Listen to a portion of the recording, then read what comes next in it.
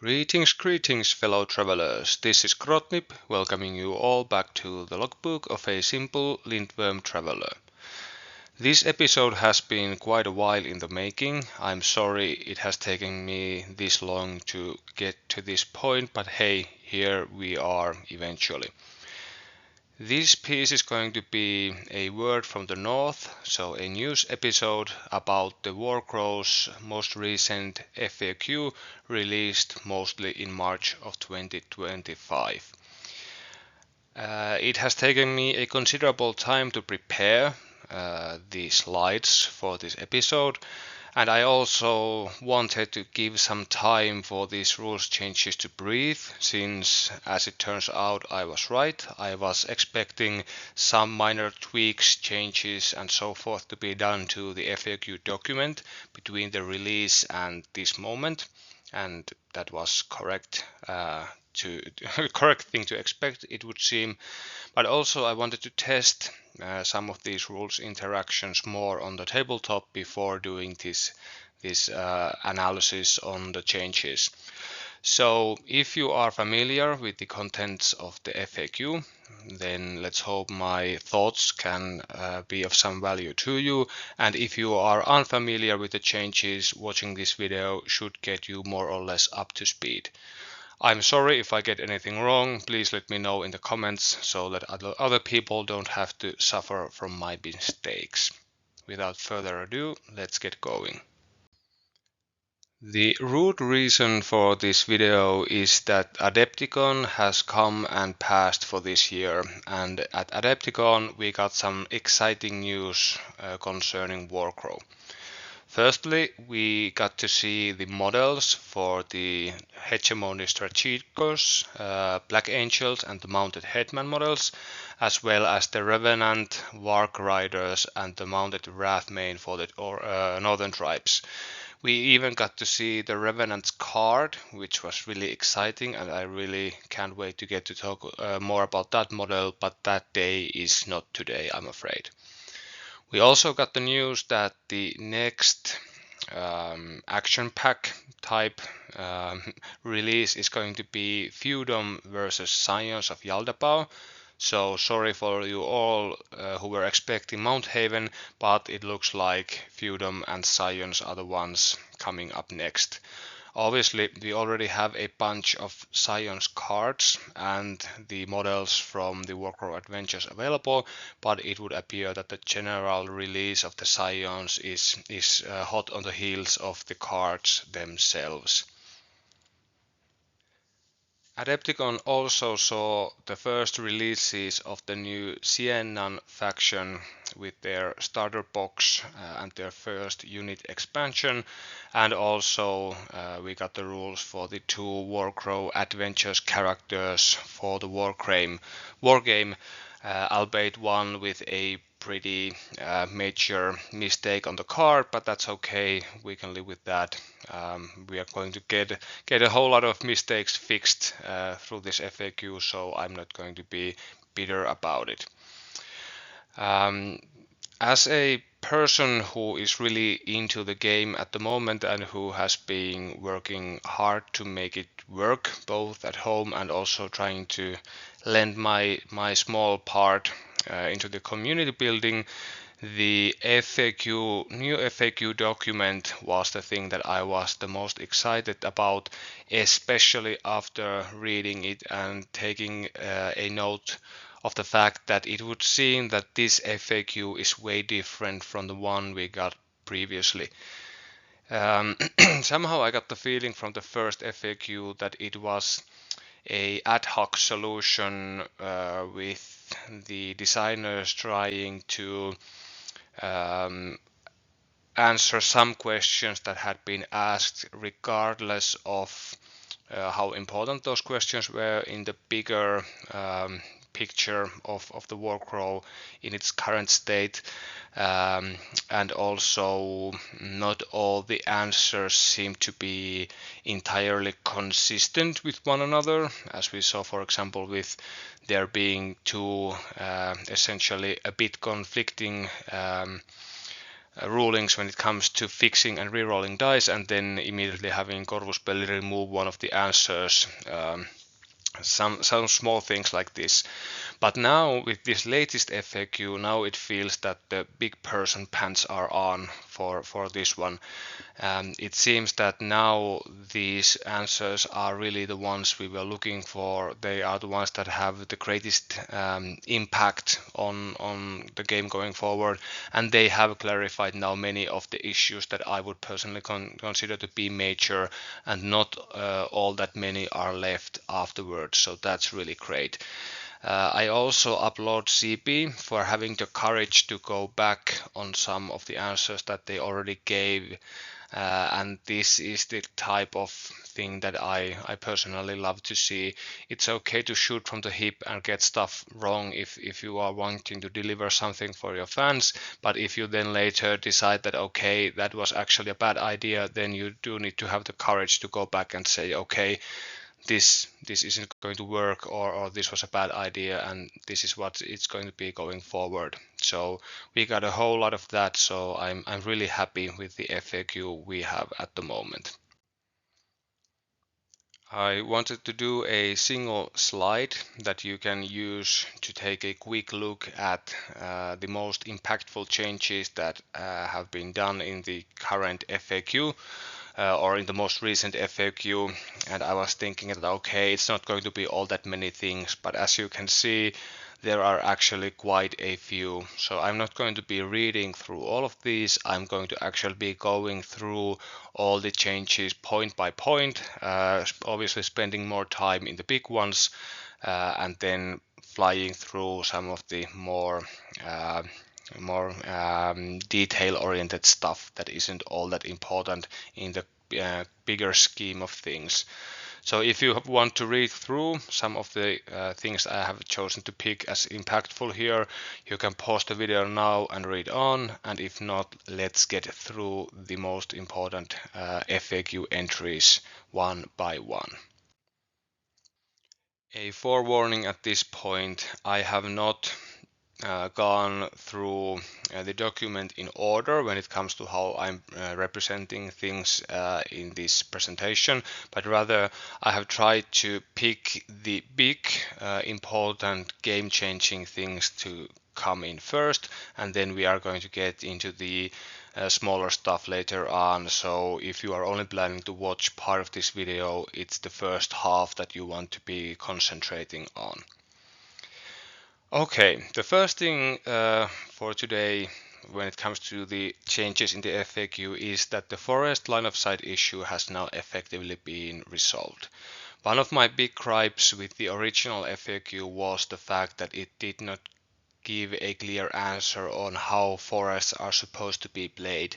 And for the newer people in the audience, the problem is that in Warcrow, in order for the unit made up of several models to have its formation stay intact, all the troopers have to be in coherency towards the leader, and this coherency requires that they are within 2 strides of the leader and that they have a line of sight towards their leader. But as forests block line of sight, it wasn't immediately clear from the rules as released as to what was supposed to be the interaction between forests and units made up of several models. And now we effectively have the answer. The FAQ, or update rather, states that a troop always has line of sight towards itself and adjacent troops. And this clarification effectively means that a unit can quote unquote feel its way through terrain that blocks line of sight as long as all the models of the unit are adjacent, that is base to base with the leader of the said unit. So larger units are going to struggle to make good use of forests as a result, and smaller units are going to have an easier time, and obviously single models don't have to worry about this. I like this clarification or update really. Since now there is definitely a feeling to the forests that they are a difficult terrain to make use of, at least for some units. This also gives units with the preferred terrain forest some extra leeway, since they can ignore all the keywords of forest, so they don't have to worry about this loss blocking issue. Then we can ask the question, is preferred terrain forest too powerful an ability at a later date? I have certainly heard some people express views on the thing, but that's neither here or there when it comes to this FAQ entry. So a good change. Now forests are really cleared up on how they affect your line of sight when it comes to the coherency checking.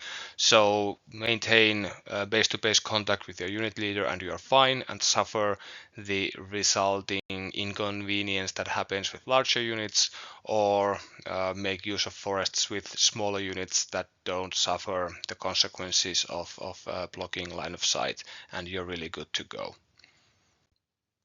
The March FAQ saw several changes and clarifications made to how Melee works. The ones presented on this page may not be the most major ones, but I wanted to clump all the Melee related stuff all together here.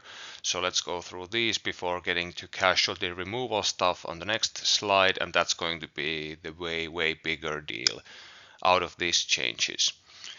Firstly, the thing that talks about the step 4 of the combat steps from the rulebook is simply correction on a poorly worded ruling that seems to be some sort of maybe translation error, since the step 4 of the combat procedure tells the defender to make their defense roll, and in English language this can be interpreted as gathering or as rolling in this instance.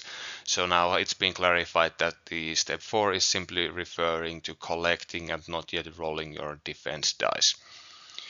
The next change that I think is supposed to maybe affect melee, but I don't think it does, is that a unit is allowed to perform the move action while standing still. I was asking around in Discord if people could find out a way that this affects actual gameplay. The only reason that I could think of was that maybe you want to stand still to proc load and get rid of it, and then maybe shoot from where you are to stay there. That's something that came to my mind, because this actually doesn't affect melee the way I read the rules, but hey, I may be wrong on that account. Then the next one is a pretty important clarification, or rather a rewriting of a rule, and that's pushing back the defeated unit in melee. Pushing back the defeated unit wasn't the most eloquent of rules in the way it was originally written, and actually the situation got a little more clouded in the previous FAQ, since there was a line about the victor getting to choose the direction where the opponent was being pushed, rather than the opponent needing to distance themselves as far away from the winning unit as possible. But now I think the latest form of this ruling is the most clear and the best way of ruling this out of the things that we have seen so far. So basically, pushing back the defeated unit is a shove effect now, and shove effects cause the shoved unit to be moved directly away from the unit doing the shoving in a way that joins the center line of the leader spaces together. So there is no room for interpretation, no room for choice when it comes to the direction of the push effect here. You just take the corresponding direction that gets your pushed leader as far away effectively from the pushing leader as possible, and there you have it. If for some reason you are unable to perform this movement because there would be something that the pushed back unit would get bumped into that would stop the movement, then you just modify the trajectory, the direction of the move, the least possible amount so that you get the distance required. And now there is effectively no choice involved in this procedure from either player except the choice to push and or not get pushed back, but after that it's simply geometrics on or geometry on where the unit is going to end up, and I really like this. This makes pushing back more predictable for all units and players involved and makes it feel more intuitive rather than having the victorious leader calculate what's the direction that's best to push the enemy and then getting to do so. The attacking unit that's usually going to end up being the one that wins already has so much agency that it's good that this doesn't add any additional ways of making decisions that favor them after everything's said and done. Next up, we have some really important casualty related stuff when it comes to melee. Firstly, in the previous FAQ, we had this curious notion that if a unit eliminates their opposing unit in the switches step by, for example, causing automatic wounds, then you bypass the standard combat procedure and fast forward to the end result, calculating the end result, which to me, as I pointed out in my original video on the subject, felt a bit weird. So you were effectively, this was only possible for an attacking unit activating their switches before the defending unit and then wiping them out, since the only thing that you were effectively fast forwarding through was the defender's switch step. But now such a thing is no longer going to happen. Now if you eliminate a unit with the switches, you continue the combat as you would even as if the unit was there, even though they have effectively already been destroyed, and this makes a whole lot more sense. Even if the defender is wiped out in the switches step, they still get to apply both their own switches if they have any relevant ones to use, and you get to inflict the damage at the end of the round or the combat and calculate the combat result, so no problem there. This makes a lot of sense to me. The other important part that was covered both in the frequently asked questions and also as a update to the rules themselves is how casualties are removed. So the player who is suffering the casualties gets to decide which models to remove, but they are no longer able to remove models in such a way that removing the casualties would disengage them from the unit that's inflicting the damage. And what this means is that now we no longer have the whole problem of what could happen previously, where two units could be fighting one another and there was theoretically possible that one or both units would lose models that were engaged in combat, resulting in a situation where they are not quote-unquote engaged anymore since they are not in base-to-base contact, but at the same time you would still have to consider them to be in base-to-base contact and you would still perform positioning maneuvers and stuff, even though clearly the units aren't in base to base. How can they be engaged at that point? But now this change is really good. Now we don't have to suffer this weird bouncy melee combat where we are and we are not in combat depending on the situation, even though we are not directly in base to base contact with the enemy. If due to how casualties are removed, EA, you can remove the support model as your last casualty and you have to leave the leader/officer as the last model to remove, you would have to remove a model that would lead to disengaging from the models or the unit causing the damage, then you simply switch the places of the models. So let's say I have two orc hunters that are being attacked by an enemy, and the only orc hunter that's in base-to-base contact with the enemy is the non-leader model, and then I have to remove them as a casualty. Then I simply switch the places of the leader and the non-leader model and then remove the non-leader model, so the base-to-base contact still remains. This does mean, however, that there is no ruling, as far as I can see or read, that would say that you are not allowed to disengage from combat with other units via casualties. So keep this in mind both as an attacker and as a defender.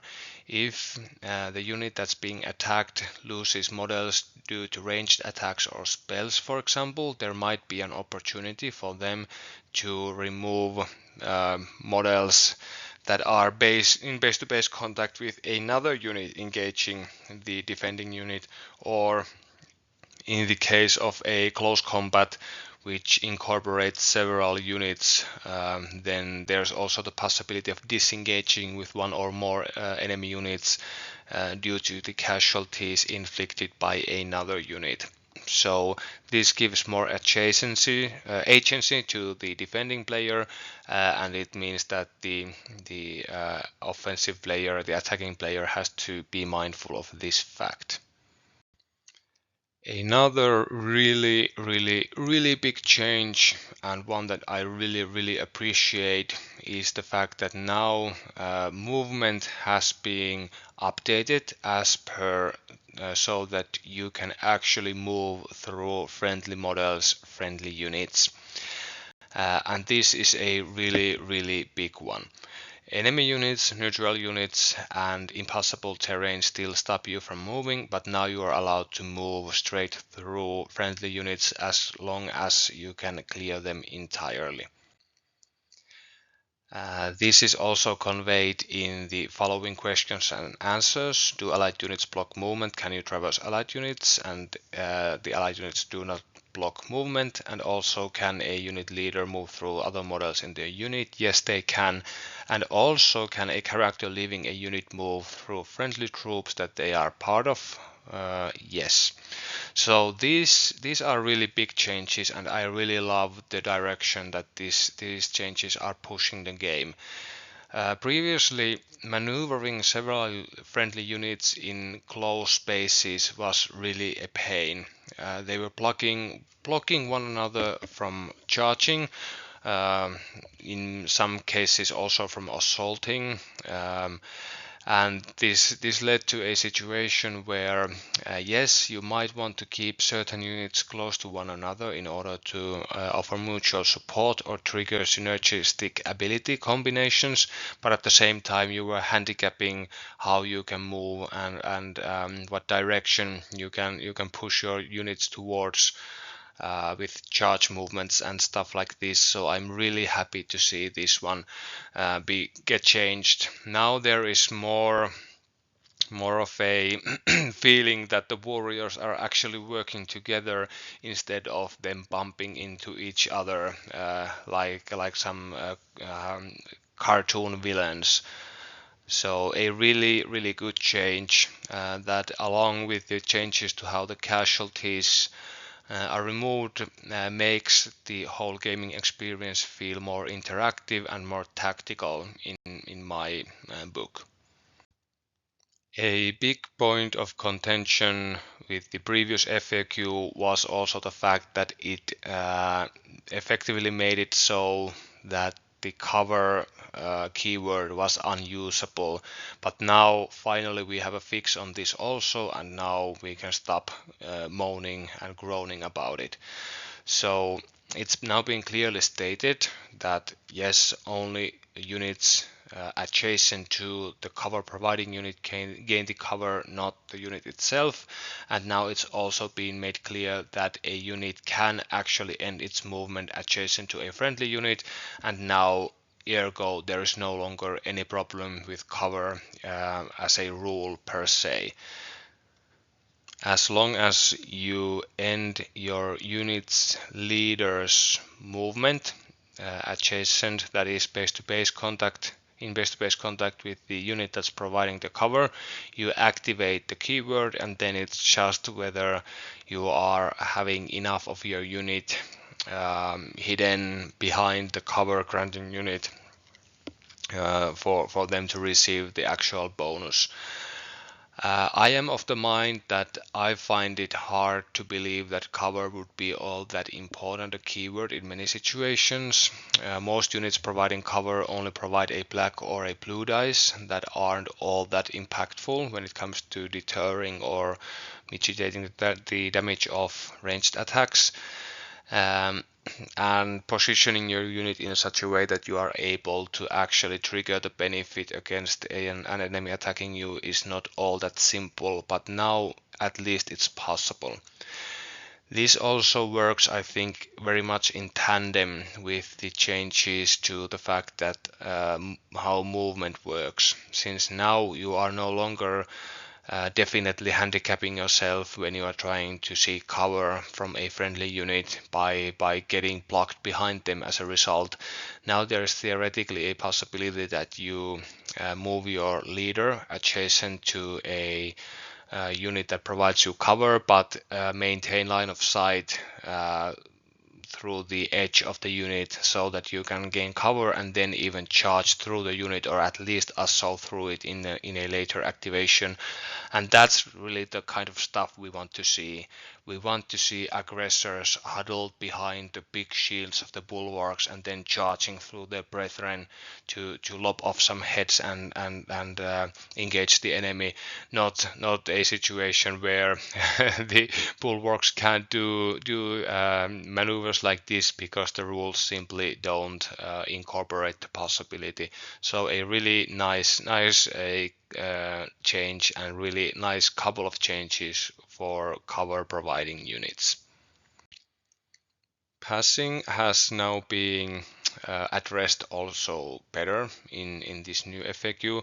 I went on a mini rant on the fact that there was a, to me at least, nonsensical sudden death closure baked into the previous FAQ, where if a player was unable to activate any of their units on 2 turns in a row, then the game would immediately stop for whatever reason.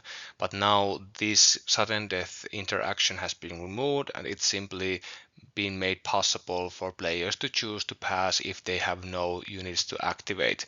This also gives more leeway when it comes to using ambushers and scouts, as previous FAQ forced a player with no activatable units on the field to bring one of their ambushers or scouts in a situation like this. But now it's left to the discretion of the player to decide whether they want to pass their turn and keep all their stuff hidden, or whether they want to bring something in. And I think this makes a lot of sense. I struggle to see a world where not deploying, not activating such a large number of forces is going to be a problem. But hey, I trust in CP that if that ever becomes a problem, then they will deal with it somehow. Permanent tag on the skills that have this ability or this characteristic have yet again been clarified to be even better than before. Permanent is not only going to be active whether the unit that has the ability is on the field waiting to be deployed via ambush or scout, or whether they have been destroyed, but also if the unit's presence is hidden behind the fact that they are indeed, for example, ambushing or scouting, and there comes a chance for the player to trigger a permanent ability from them. They get to choose whether they want to trigger the said ability and thus inform their opponent of the presence of the said permanent ability bearing unit, or whether they want to try a fake out and not activate the ability, and then try and lure their opponent into thinking that the model might not actually be there. This at the moment affects at least 2 Northern Tribes units, the Dark Master and their sharp perception ability, as well as the new Varang Tattooist and their Breathe the Spirit of the Totem permanent ability. So a really nice change or a clarification, I should say, from a Northern Tribes player's perspective. I'm really interested to see what other permanent abilities we are going to be seeing going forward. Next up, some smaller changes and clarifications. Demoralized units were already, from my memory, covered in the previous FAQ, but now it has really been spelled out that demoralized units are effectively unusable. They cannot use their command skills, and they cannot lend their conquest value for trying to outscore their opponents when it comes to controlling objectives. The latter part has been really forcefully said in the FAQ part, since there's the question, can a demoralized unit within 3 strides of an objective control it or fight to control it? And the answer is no. Demoralized units should not be considered for objective control. Treat them as if they were not on the battlefield. And I think this really shuts the door for using fleeing units or demoralized units, as they are called in Warcrow, for any type of scenario play, at least conquest wise. So let's put that one in the books and move on, shall we?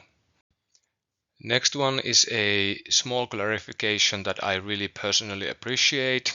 Elite is a keyword that has been present in the game from the get-go, from the starter box, but it was never really spelled out clearly in what situations or what roles can you use the elite keyword to change your halo symbols for solid ones. And now it has been clearly ruled that elite applies to willpower roles, attack, close combat and ranged, or melee and ranged, that should probably say, defense roles, and the effects of skills and spells of the unit, but they do not apply to tinge or spell blocking roles such as dispel. So now there we have it. Dispel and any tinge related roles are out, and basically everything else on the card is in, and that's really good enough for me. Now we don't no longer have to have a discussion with our opponents on whether this or that should be applied. Obviously, as a Northern Tribes player who has access to elite units with Dispel, I'm obviously really heartbroken about the fact that Dispel is one of the things that you can't use elite on, but I understand the reasoning behind such a decision, and I'm fully on board, finally clarifying rather conclusively what the elite's effects actually are. Slowed state has also been slightly tweaked in the latest FAQ. Firstly, you are no longer locked into using your second movement value only, but rather you get to choose which movement value to use. And this is a small buff to units with a weaker second movement value, since they don't now have to rely on that movement to move. For example, the Orc Hunters pictured there, traveling through the rugged terrain, previously would have been forced to continue their movement with a 2-stride move in their subsequent activations, but now they can use their first movement value of 3 and sacrifice their worst movement value of 2 instead. So that's a slight nerf on the slowed state as a whole. Also, previously the rules did not tell you to remove the slowed state if the unit that suffers from it declares and proceeds to succeed in a charge, but now you are allowed to remove the slowed state as a result of charging. So now effectively all types of movement will remove the slowed state, so it's good to have consistency there. There's also the question, I think, that has come up previously also: can the disarmed and vulnerable state effects be applied during the activation in which they are given to a unit? And the answer simply is the states disarmed and vulnerable apply after rolling the dice and before the switches. So this effectively means that if you have a unit that's capable of inflicting disarmed or vulnerable before the switches step, then you are good to use them. Examples include, for example, the champion of Emperor 6, the duelist ability. But then again, if you are relying on a switch ability to trigger these states, then you are out of luck and you can only use them in the subsequent rounds, as is the case with the Orc Hunter's ability to also inflict vulnerable upon their enemy. So that's pretty clear.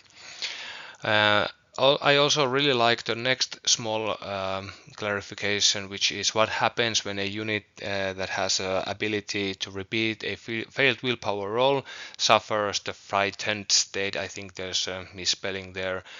The state must be applied whenever applicable. So if you fail your willpower first, then you get to trigger your quote unquote good reroll, and if you succeed, then you apply frightened and you do your quote unquote bad reroll on the dice.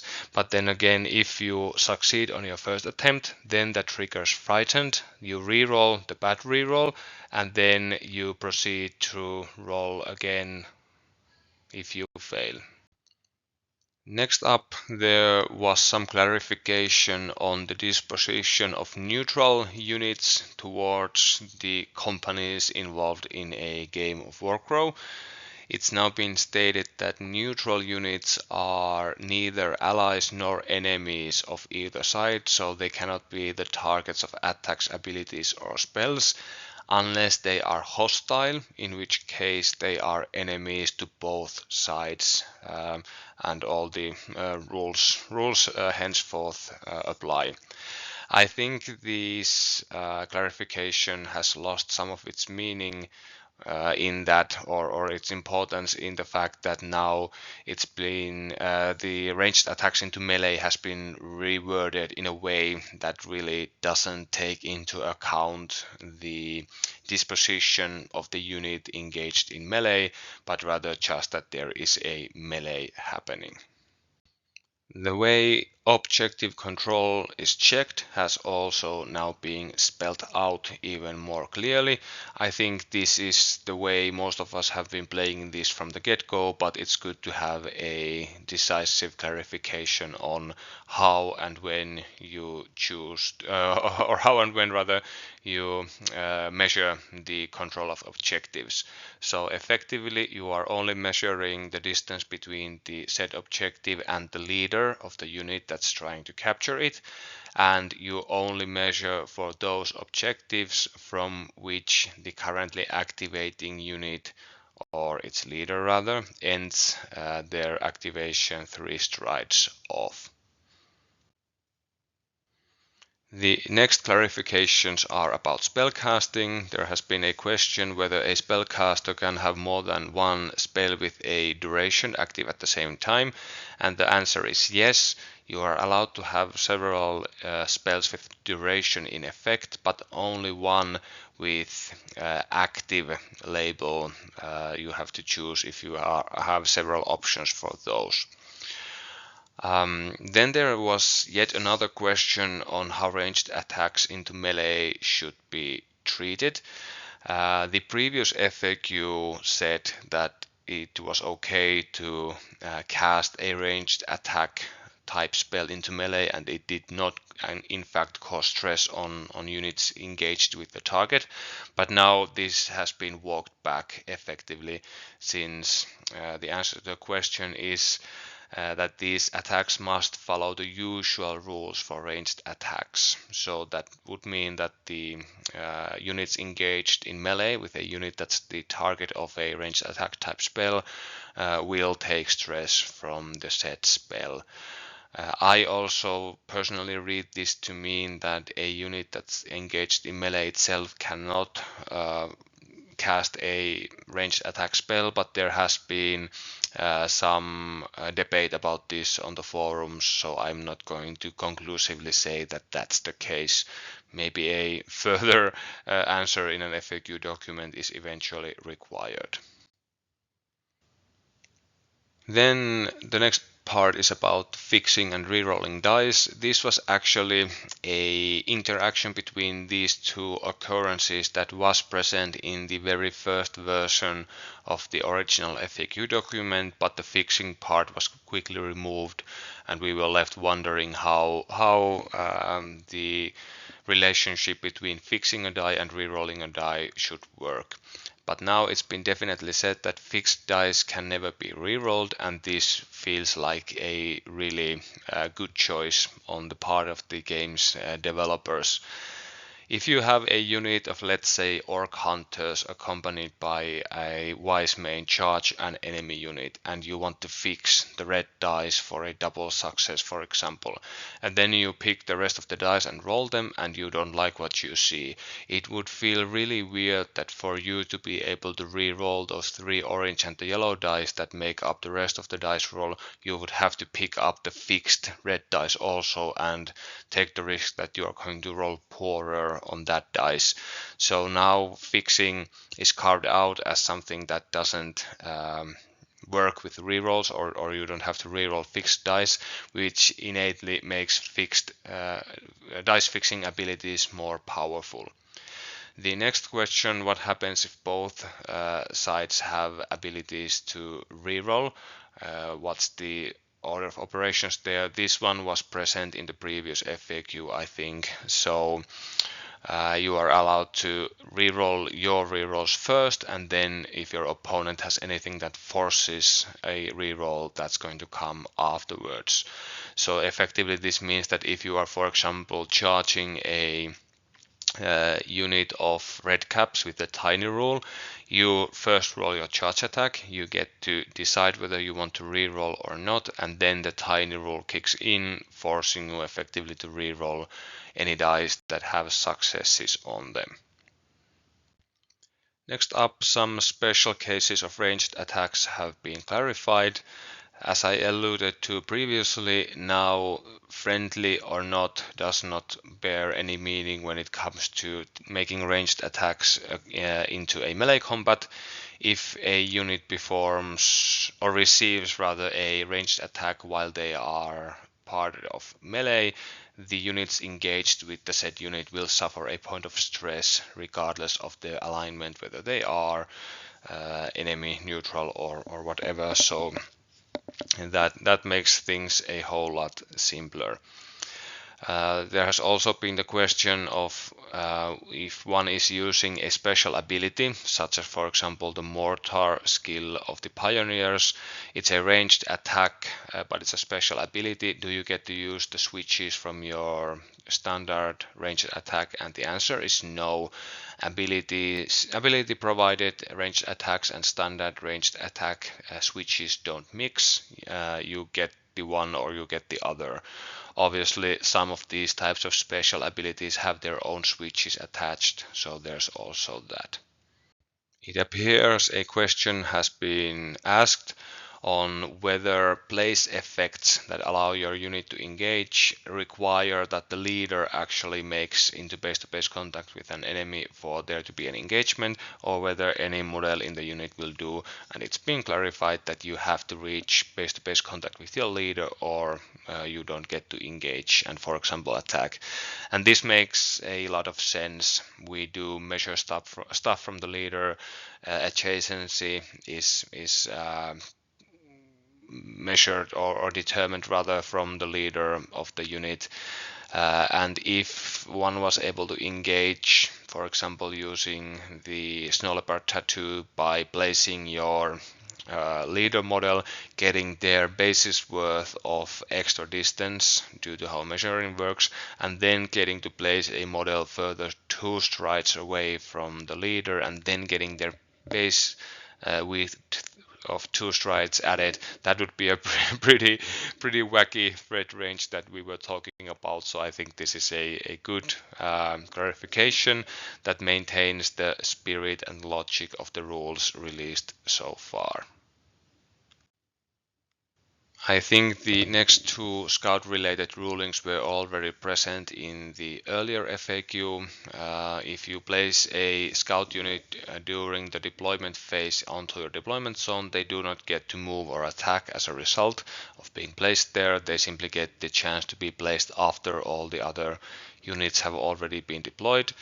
And if you come into the battlefield from the edge of the battlefield thanks to the scout rule, you are allowed to perform any short skill that you want, not just, or short action rather, not just a move action. So that's really nice. Somebody like, for example, the Tundra Marauders can use their Snow Leopard tattoo after infiltrating into the battlefield via the scout rule.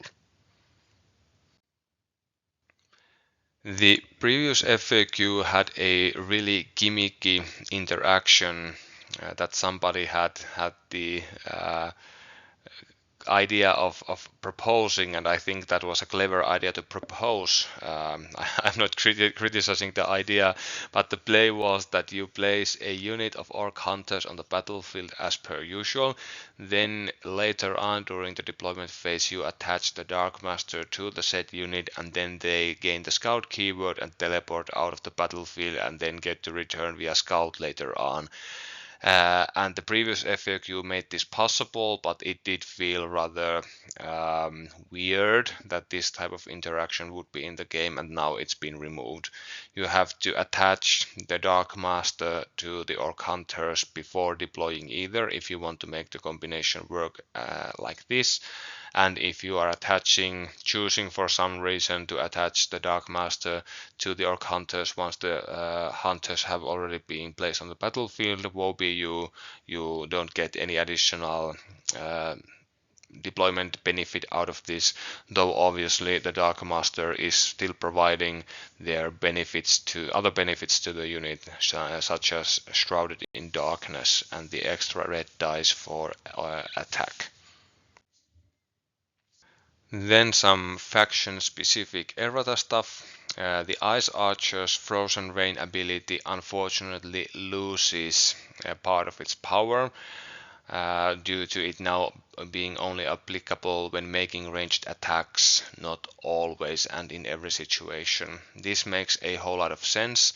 Obviously, the idea behind this ruling is that the Ice Archers are indeed firing their arrows over the heads of their friendly units, rather than then having some kind of X-ray vision that allows them to track and attack via charging, for example, units that they couldn't normally be seeing.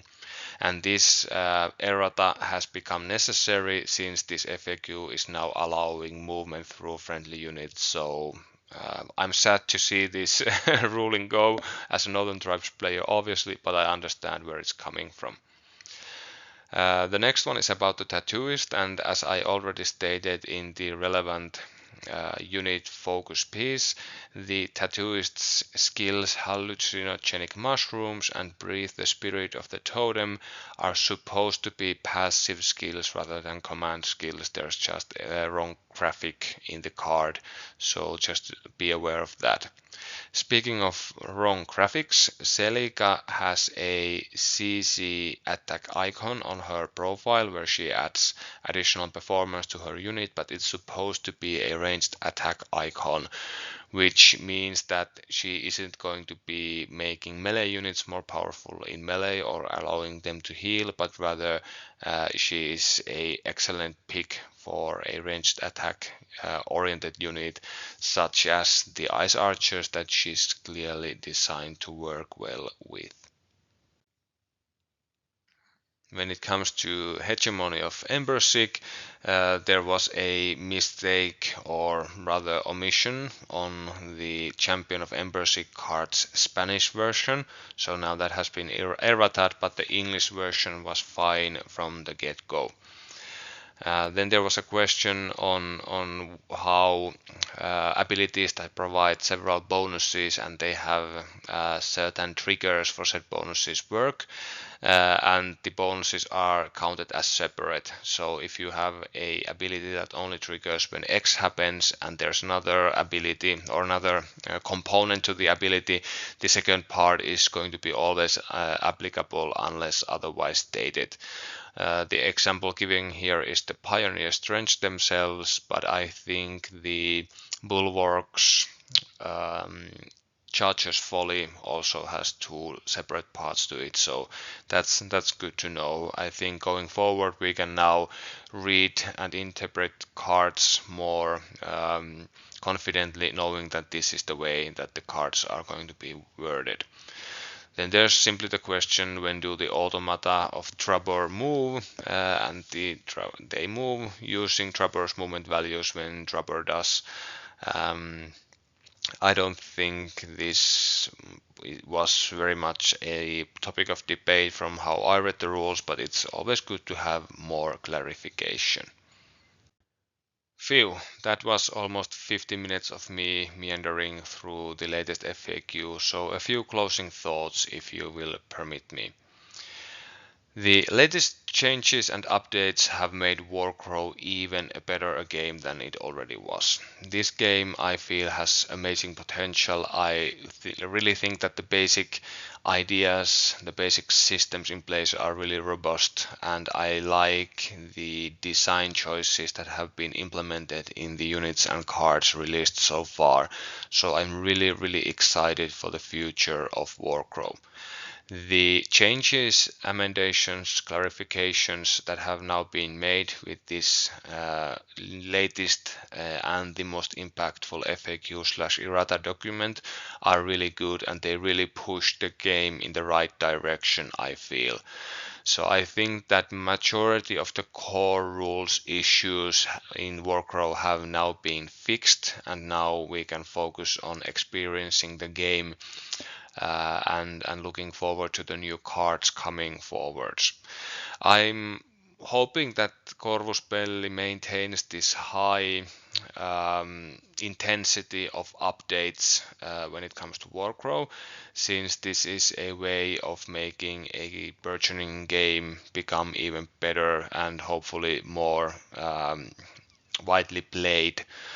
There are still some unit card things that I think need to be looked at, and there are a couple of smaller niche situations from the core rules point of view that aren't entirely clear, but I think we are quickly reaching the point where everything should be more or less dandy. So a FAQ/update or two of this type, and we should really already be there. And I don't mind having to wait a bit. I don't mind having to play with these rules and then seeing what crops up. Corvuspelli has provided us with a way of getting in touch with them if we have any questions or problems, and I have been sending them quite a few emails on things that I would like comments on, and to my satisfaction many of those things have now been covered in the FAQ document. Obviously not all, and I have sent yet another email after this FAQ was released, but I really love this game and I really love the direction where it's going, so can't wait to get my models on the field yet again and play my next game. Hope you all are as excited as I am, and hope to get to see you on the field of battle one day. Without further ado, thanks for sticking with me on this one. More unit focus stuff and maybe beginner content coming your way soon. Goodbye for now.